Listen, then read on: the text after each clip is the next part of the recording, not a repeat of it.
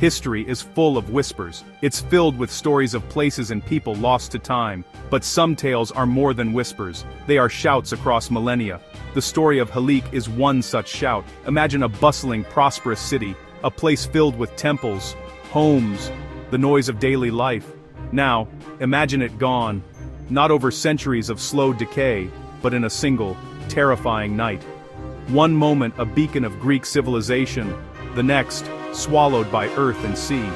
This is not fiction. Morning broke on utter devastation. Before its tragic end, Helike was not just any city, it was a powerhouse. Located in Achaia on the southwestern shore of the Gulf of Corinth, it held a position of immense strategic and cultural importance. The city sat on a fertile coastal plain, a perfect spot for agriculture, with the mountains behind it and the shimmering gulf before it. This prime location made it a vital center for trade and commerce. Ships from across the known world would have docked in its harbor, bringing goods, ideas, and people. Helike was the leader, the capital of the First Achaean League, a confederation of 12 powerful city-states. Its influence was not merely political or economic. Helike was a major religious center. Its heart was the grand sanctuary dedicated to Poseidon Helikonios. This temple was famous throughout Greece. People would travel for miles to worship there, to make offerings, and to seek the god's favor. The city was so intertwined with the worship of Poseidon that it minted coins bearing his image. Helike was a place of wealth, faith, and power. It was one of the jewels of the classical Greek world, shining brightly on the shores of the Gulf. The people of Helike would have felt secure. They were prosperous. They were protected by their League of Allies. Their city was adorned with beautiful public buildings, statues and homes. They were a leading voice in the complex politics of Greece.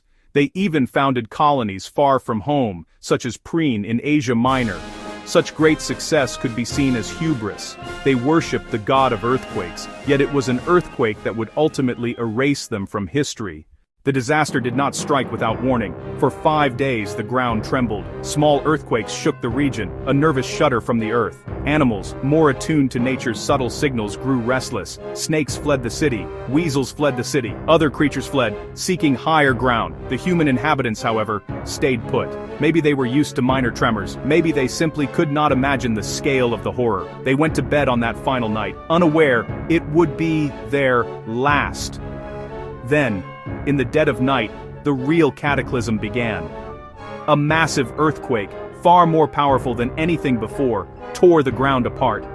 The shock was immense. Buildings collapsed in an instant, crushing those sleeping inside. The very foundations of Helike were ripped asunder. The city sat on unstable, water-saturated sediments. The ground began to liquefy. The solid ground turned to a churning muddy soup. In the darkness, amidst the roar of collapsing stone and the screams of the terrified, the city began to sink. It was a nightmare made real, but the terror was not over.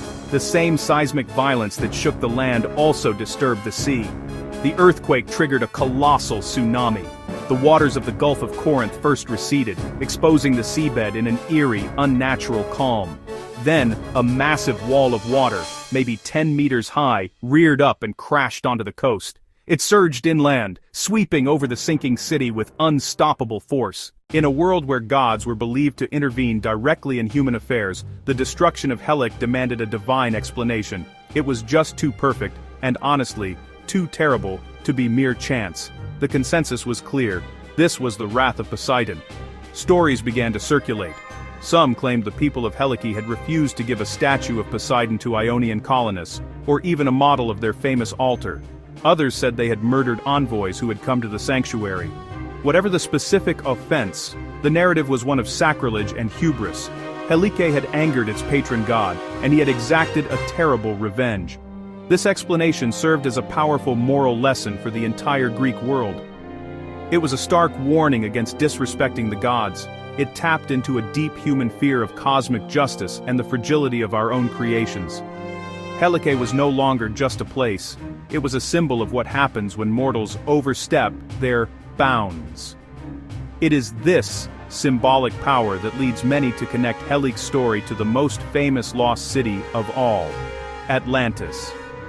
The philosopher Plato wrote his story of Atlantis just a few years after Helike vanished. His description of a mighty island civilization that grew arrogant, challenged the gods, and was destroyed in a single day and night by earthquakes and floods is strikingly similar.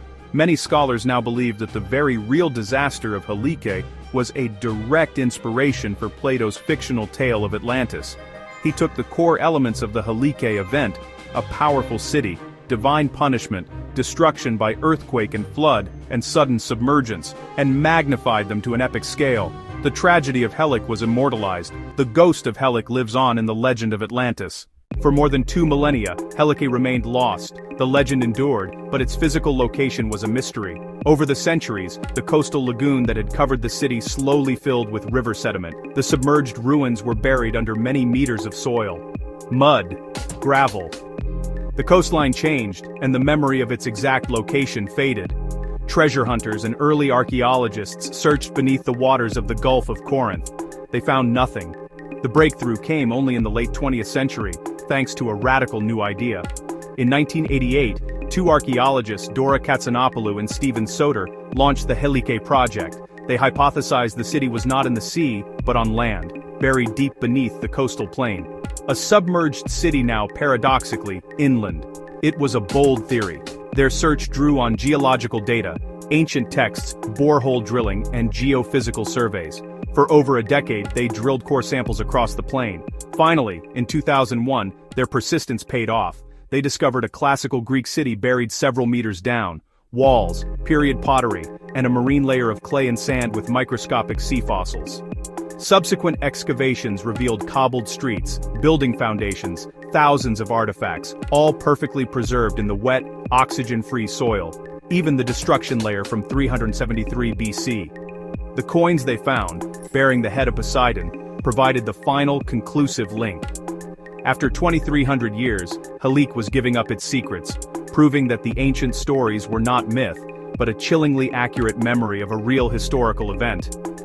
Today, Helike's story is urgently relevant, a scientifically verified case of a thriving city wiped out in hours by earthquake and tsunami. It compels us to respect the sea, remember that the ground is not always solid, and prepare